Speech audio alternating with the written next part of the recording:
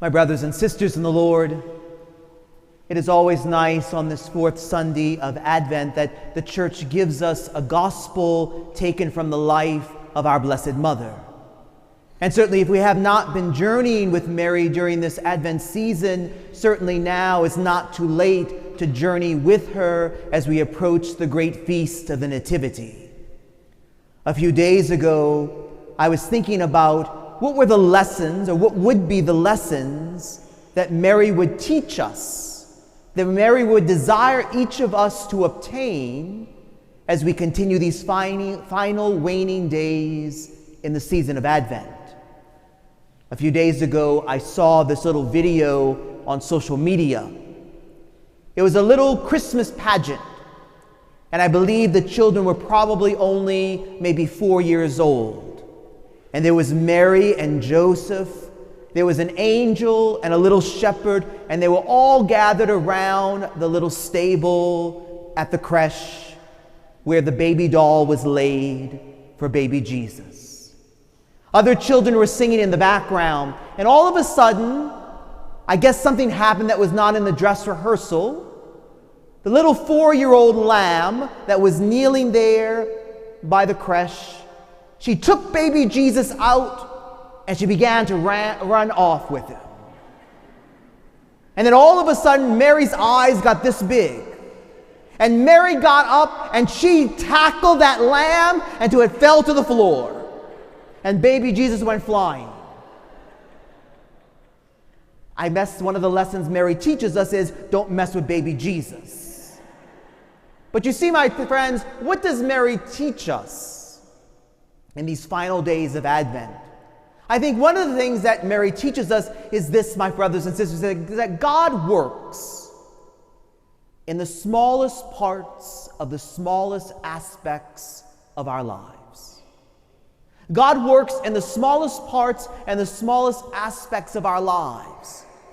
I mean, look, my dear friends, how the Word became flesh in a child, in a baby. That, my brothers and sisters, which was so unexpected, is how God entered into human history, wrapped in those swaddling clothes. He could have come as an emperor, as a warrior king, as a great conqueror. But love, my brothers and sisters, came as a baby.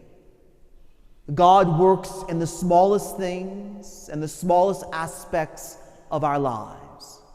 It reminds me when I was traveling one year through Italy. It was the Christmas season, and we went into this church in Rome that had a very small little nativity set of Mary, Joseph, and the child Jesus, carved out of wood, probably was only maybe 3 or 4 inches tall, laying right there before the altar. But there was a light shining on it. And because the light was shining on these little wooden figures, when you looked at the back wall of the church, there were these huge shadows.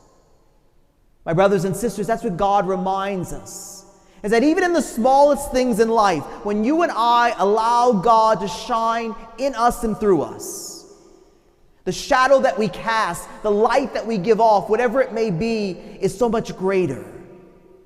That's what Mary teaches us, that God works in the smallest aspects of our life. I think another thing that Mary teaches us is this, my friends, is that God always works in the most difficult aspects of our life. Do you ever notice, my brothers and sisters, in the story of salvation, when you read through it, you say to yourself, God could have done this in a simpler way. God could have done this in an easier way. But oftentimes, it is in the most difficult paths that the will of God is manifested.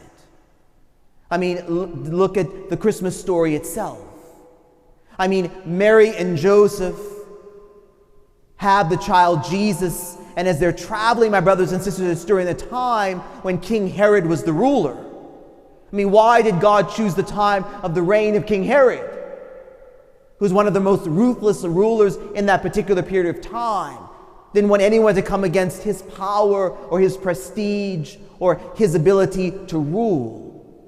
And think about Mary herself, the virgin birth.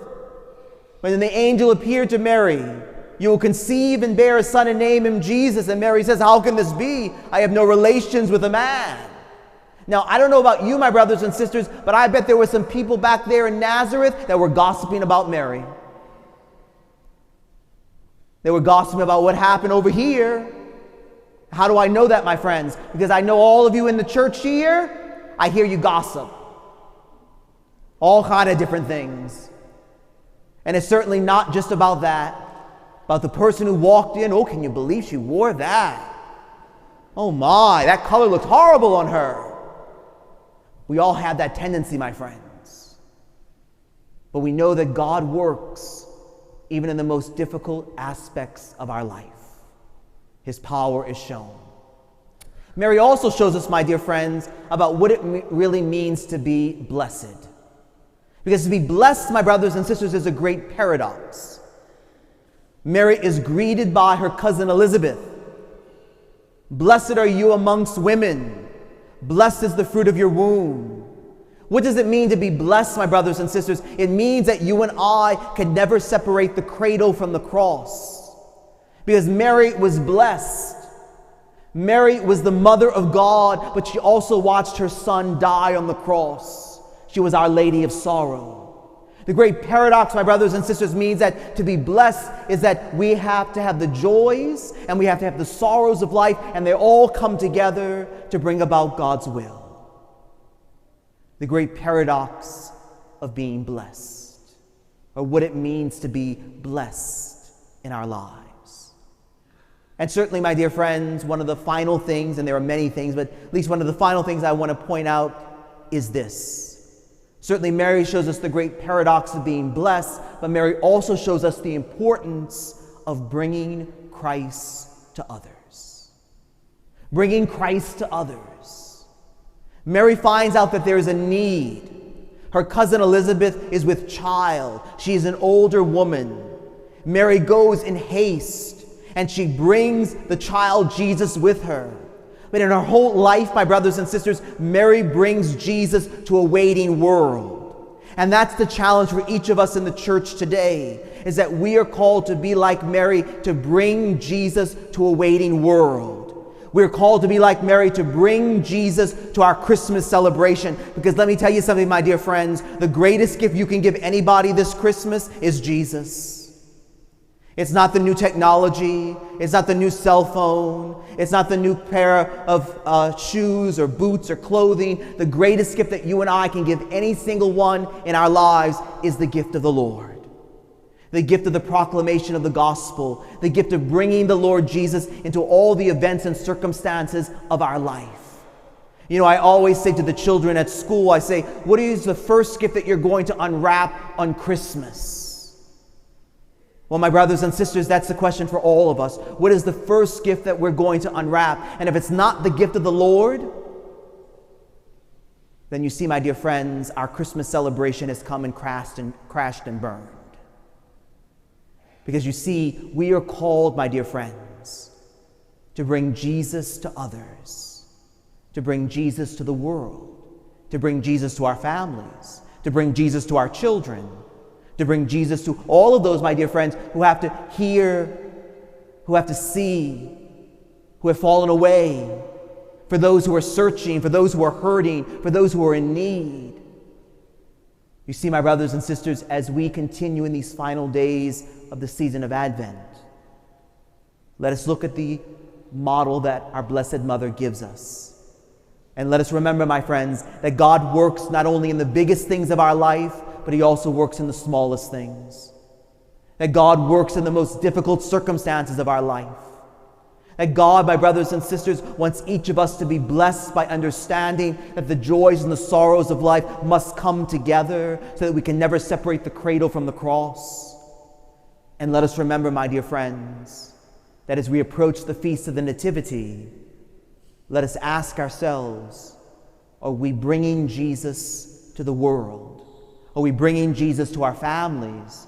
Are we bringing the good news to our celebration of the Nativity?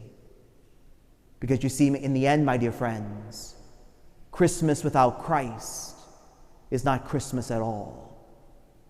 May we, my dear friends, follow in the footstep of she who is the perfect disciple. And let us be like Mary and bring Jesus to a waiting world.